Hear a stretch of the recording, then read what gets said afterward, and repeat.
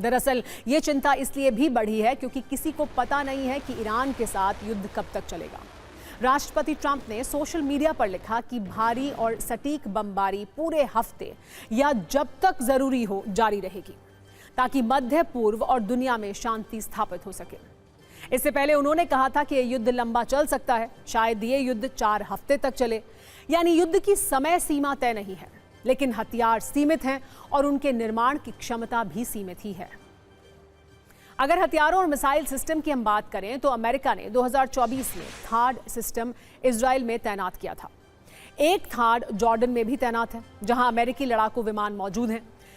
ये ईरान युद्ध में काफी महत्वपूर्ण साबित हो रहा है। पेंटागन पेट्रियट और स्टैंडर्ड मिसाइल इंटरसेप्टर के स्टॉक भी बढ़ाने की कोशिश कर रहा है। पेट्रियट कम ऊंचाई पर उड़ने वाले खतरों को रोकता है। अमेरिका समुद्र से दागे जाने वाले टॉमाहॉक क्रूज मिसाइल और विमान से दागे जाने वाले हथियारों का भी उपयोग कर रहा है। ये सब पिछले साल यमन के हूती लड़ाकों के खिलाफ ऑपरेशन रफ राइडर के बाद हो रहा है। इजराइल भी अपने एरो 3 एयर डिफेंस इंटरसेप्टर और एयर लॉन्च्ड बैलिस्टिक मिसाइलों की कमी से जूझ रहा है। कुल मिलाकर ये कहा जा सकता है कि अमेरिका और इजराइल ने ईरानी मिसाइलों से बचने के लिए इस इलाके में बड़ी मात्रा में मिसाइल और इंटरसेप्टर तैनात किए हैं। यहां तक कि अरब के साझेदार देशों को भी इसकी तैनाती की गई है। ऐसे में अगर युद्ध लंबा खिंचता है तो पेंटागन को दक्षिण कोरिया में तैनात अपने हथियारों को इधर लाना पड़ सकता है। इससे चीन और उत्तर कोरिया पर नजर रखना उसके लिए फिर मुश्किल हो सकता है।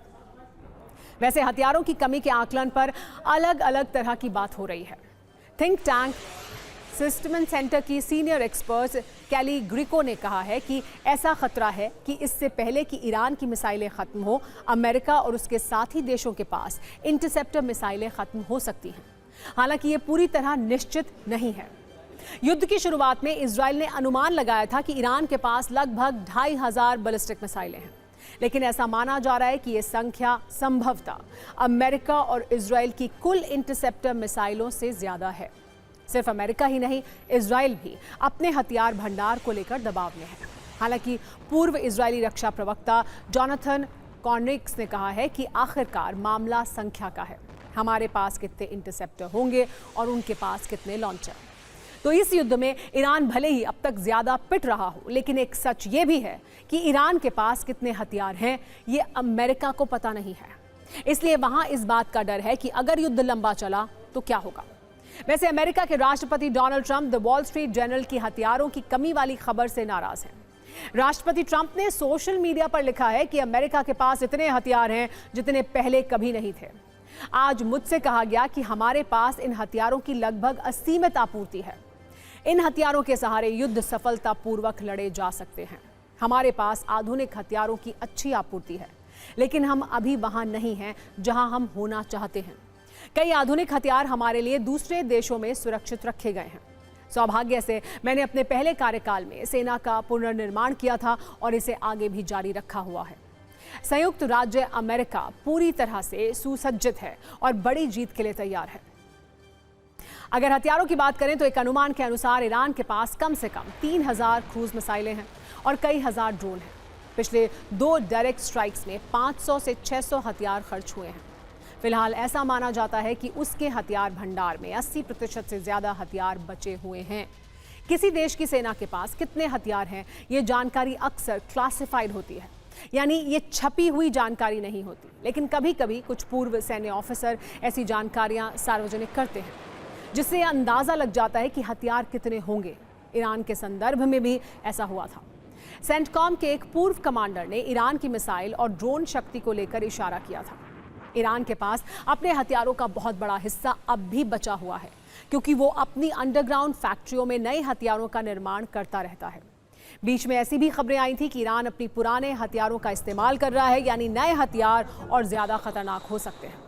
अमेरिका जंग में सबसे ज्यादा लड़ाकू विमानों का इस्तेमाल करता है। अमेरिका के पास 13,000 से ज्यादा लड़ाकू विमान हैं और 5,000 से ज्यादा परमाणु वॉरहेड्स हैं, जिनमें से 1,770 पूरी तरह से तैनात हैं। लेकिन कुछ वक्त में अमेरिका ने हूती विद्रोहियों और ईरान के हमलों को रोकने के लिए अपनी बहुत महंगी और स्टैंडर्ड मिसाइलें दागी हैं। उन पर 800 से 1000 के बीच महंगी इंटरसेप्टर मिसाइलें फायर की गई हैं। अमेरिकी नौसेना के पास 11 एक्टिव न्यूक्लियर पावर कैरियर हैं, जो किसी भी देश को कभी भी घुटनों पर लाने के लिए काफी हैं। पश्चिम एशिया में अमेरिका की हथियारों वाली जो सप्लाई चेन है वो इस वक्त दबाव में है।